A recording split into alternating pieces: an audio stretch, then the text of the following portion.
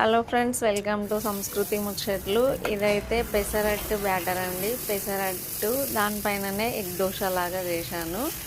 Taste wise అయితే అసలు మామూలుగా లేకుండే, చాలా బాగా వచ్చింది. ఇంకా పెసరట్టు ఎంత హెల్తీయో అందరికీ తెలిసిందే.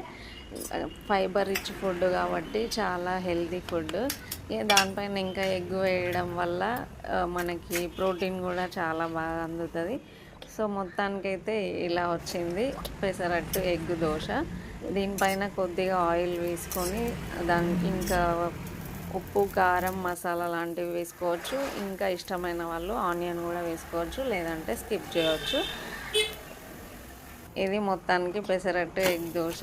చాలా టేస్ట్ వైజ్ అయితే సూపర్గా ఉండే. ఒక్కటి తింటే చాలు, కడుపు నిండిపోతుంది, అంత బాగుండే. మా పిల్లలకైతే అసలు చాలా ఇష్టం. ఇలా మీలో ఎవరికైనా ఇలా చేసే అలవాటు ఉంటే కామెంట్ చేయండి. Thank you. Bye bye.